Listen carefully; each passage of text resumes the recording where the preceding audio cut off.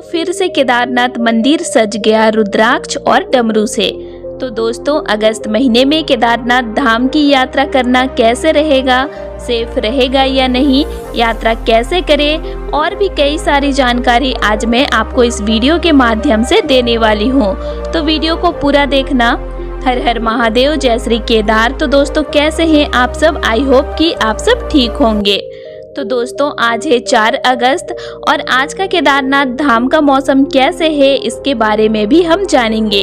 तो उससे पहले आप सब मेरे चैनल को सब्सक्राइब जरूर कर लीजिएगा, जिससे आप लोगों को केदारनाथ धाम का लेटेस्ट अपडेट हर रोज मिलते रहेगा और आप रोज का लेटेस्ट जानकारी रखकर अपनी केदारनाथ धाम की यात्रा सुरक्षित से कर पाएंगे।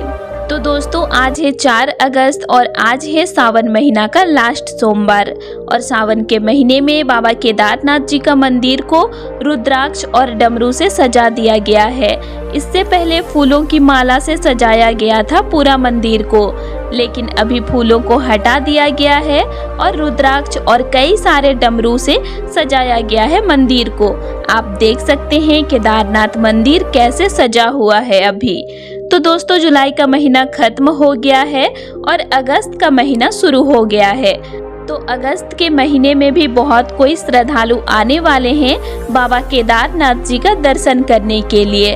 तो वे अभी यही सोच रहे होंगे कि अगस्त के महीने में मौसम कैसे रहेगा, कोई खतरा तो नहीं होगा, हम कैसे यात्रा करें। तो इस वीडियो में मैं आपको सारी जानकारी दूंगी। तो उससे पहले हम आज 4 अगस्त का मौसम कैसे है केदारनाथ धाम का, इसके बारे में जान लेते हैं। तो दोस्तों, आज का मौसम केदारनाथ धाम का सुबह से ही बारिश वाला है। बारिश आज हो रही है और पूरा बादल छाए हुए हैं। कभी बारिश रुक भी रही है और कभी हो भी रही है। तो मानसून में तो मौसम ऐसे ही रोज रह रहा है और सूरज अभी थोड़ी देर के लिए निकलता है, फिर बादलों में छुप जाता है। लगभग 10 से 15 मिनट ही सूरज केदार घाटी में दिखाई पड़ता है। तो अभी का मौसम पूरा ठंडा है और आज सावन के सोमवार में श्रद्धालुओं की भीड़ थोड़ी सी ज्यादा संख्या में देखने को मिल रही है।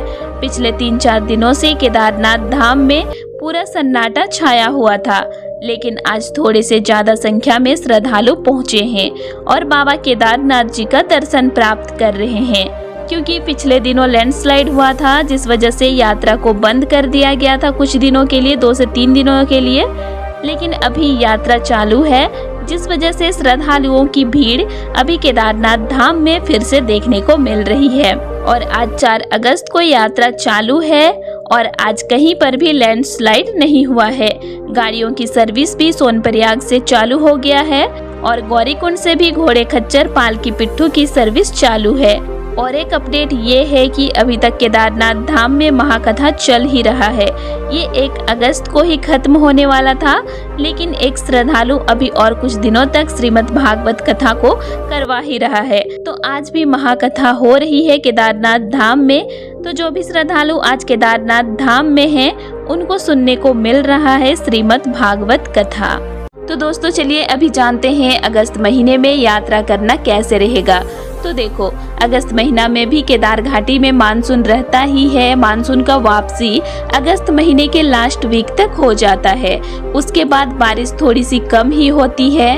तो जो भी श्रद्धालु अगस्त महीने के लास्ट वीक में यात्रा करेंगे, उनको बारिश कम मिलेगा। लेकिन जो श्रद्धालु अगस्त महीने के फर्स्ट में ही यात्रा करेंगे, उनको बारिश मिलेगी और मौसम भी खराब ही मिलेगा। लेकिन जुलाई महीने में जितना मौसम खराब रहता है और बारिश जितनी ज्यादा होती है, उससे थोड़ा सा कम ही बारिश मिलेगा।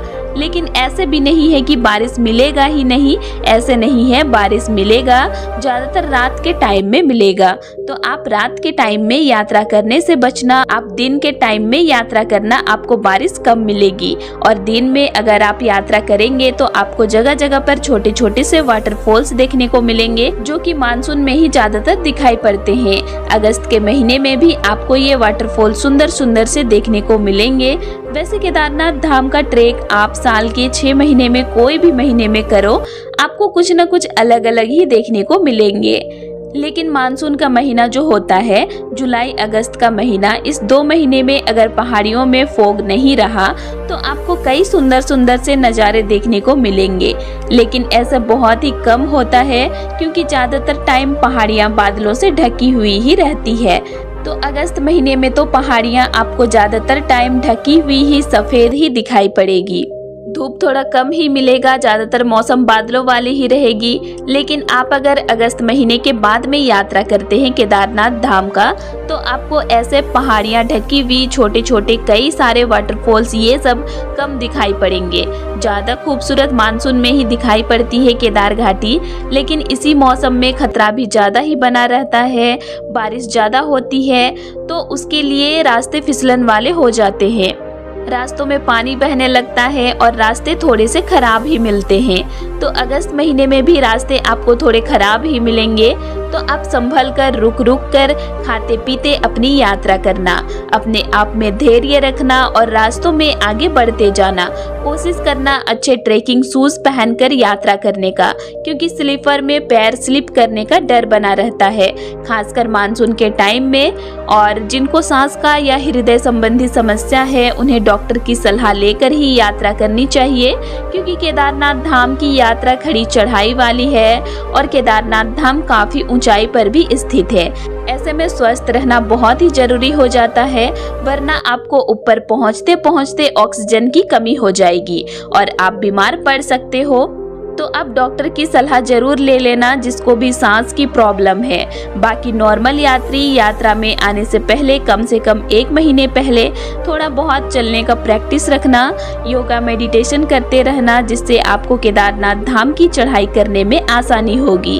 अगस्त महीने में बारिश और खराब मौसम मिलेगा तो आप पहाड़ियों के नीचे में ज़्यादा देर तक बिना मतलब का मत रुकना। अगर आपको रुकना ही है तो सुरक्षित जगह देखकर ही कहीं पर रुकना, वरना अगर लैंडस्लाइड हुआ तो आप उसकी चपेट में आ सकते हैं। बाकी रेनकोट, गर्म कपड़े तो अपने साथ में रखना ही, क्योंकि बारिश तो कभी भी मिल जाएगी आपको और ठंड तो केदार घाटी में हमेशा रहती ही है। तो आप गर्म कपड़े, रेनकोट या छाता अपने साथ में जरूर रखना। और अगर आप घर से लाने के लिए भूल जाते हैं तो आपको गौरीकुंड में ही सारी चीजें आराम से मिल जाएगी, आप यहाँ से भी ले सकते हैं। गौरीकुंड ये वो स्थान है जहाँ से केदारनाथ धाम का पैदल ट्रैक शुरू होता है। उससे पहले तक आपको गाड़ी की सर्विस मिल जाएगी, लेकिन गौरीकुंड से केदारनाथ धाम तक आपको पैदल ट्रैक या घोड़े खच्चर, पालकी पिट्ठू का सहारा लेना पड़ेगा। इसके आगे तक गाड़ी नहीं चलती है। हेलीकॉप्टर केदारनाथ धाम तक जाती है, लेकिन अभी मानसून में मौसम ज़्यादा खराब रहता है, जिस वजह से अभी हेलीकॉप्टर की सर्विस बंद है। ये सितंबर महीने से फिर से शुरू हो जाएगी, क्योंकि सितंबर महीने में मानसून का वापसी हो जाएगा। तो दोस्तों, अगस्त के महीने में गौरीकुंड से केदारनाथ धाम तक पैदल ट्रैक करना सही रहेगा या घोड़े खच्चर, पालकी पिट्ठू में यात्रा करना सही रहेगा। तो देखो, अभी बारिश हो ही रही है और अगस्त महीने में भी बारिश होगी ही, तो ऐसे में रास्ते फिसलन वाले ही रहेंगे। ऐसे में अगर आप घोड़े खच्चर से अपना यात्रा करेंगे तो आपको प्रॉब्लम हो सकता है, क्योंकि रास्ते अभी फिसलन वाले हैं। ऐसे में अगर घोड़े का पैर स्लिप कर गया तो आप उसमें सवार रहेंगे तो गिरेंगे ही। और पालकी पिट्ठू की बात करें तो पालकी में 4 लोग आपको लेकर जाते हैं, तो उसमें थोड़ा सा सही है। और पिट्ठू में आप अपना लगेज देना, ये सही रहेगा। बाकी अगर आप मेरी मानो तो अभी पैदल ट्रैक करना ही सबसे अच्छा रहेगा, क्योंकि आपको पता होगा कि कहाँ पर पैर स्लिप कर रहा है। अगर पैर स्लिप कर रहा होगा तो आप वहाँ से आराम से जाएंगे, लेकिन घोड़े खच्चरों को जबरदस्ती लेकर जाया जाता है तो उसमें गिरने का डर बना ही रहता है। बाकी आप सोच समझकर गौरीकुंड से अपना विकल्प चुनना केदारनाथ धाम तक का। जिनको चलने में दिक्कत होती है वे गौरीकुंड से घोड़े खच्चर, पालकी पिट्ठू का सहारा ले सकते हैं। सबका रेट अलग अलग है, आप जाकर बात करना और रेट को कम भी करवा सकते हैं। गौरीकुंड से केदारनाथ धाम के रास्ते में खाने पीने की दुकानें मिल जाएगी, आप खाते पीते रुकते हुए अपना ट्रैक कर सकते हैं। अगस्त महीने में केदारनाथ धाम की यात्रा थोड़ी चुनौतीपूर्ण जरूर है, लेकिन सही तैयारी, सावधानी और श्रद्धा के साथ यह जीवन का एक बेहतरीन अनुभव बन सकती है। यह सिर्फ एक यात्रा नहीं है, बल्कि आत्मा को शांति देने वाली एक आध्यात्मिक साधना है। बाकी तो महादेव जी की मर्जी की वो आपको कब बुलाते हैं, क्योंकि जब तक महादेव जी का बुलावा नहीं आएगा तब तक आप केदारनाथ धाम में नहीं पहुंच पाएंगे। और अगर महादेव जी आपको अगस्त महीने में ही बुलाते हैं तो आप आराम से यात्रा करके उनके दर्शन के लिए पहुंच जाइए। बाकी सब कुछ महादेव जी के ऊपर छोड़ दीजिए। हर हर महादेव का नाम लेकर अपना ट्रैक गौरीकुंड से शुरू करें। ज़्यादा कोशिश करना सुबह से ही अपना ट्रैक शुरू करने का, ताकि आप रात होने से पहले केदारनाथ धाम पहुंच पाए और संध्या आरती में शामिल हो सके। अभी भीड़ कम है तो आपका दर्शन जल्दी हो जाएगा। लंबी लाइन 8 से 10 घंटे का लगना नहीं पड़ेगा। जो भी अगस्त महीने में अपनी यात्रा करने वाले हैं तो आप संभल कर सुरक्षित के साथ यात्रा करें। बाकी तो महादेव जी की मर्जी। तो आज के लिए इतना ही, और आप लोगों को मेरा आज का इन्फॉर्मेशन कैसे लगा ये मुझे कमेंट करके जरूर बताइएगा। और वीडियो अच्छी लगी तो वीडियो को लाइक कीजिएगा और साथ ही चैनल को सब्सक्राइब भी जरूर कर लीजिएगा। और अगर आप लोगों को केदारनाथ धाम से रिलेटेड और भी वीडियोस देखने हैं तो मेरे चैनल में अपलोड हैं, आप उनको भी देख सकते हैं। तो चलिए फिर मिलते हैं एक नई वीडियो के साथ। Thanks for watching.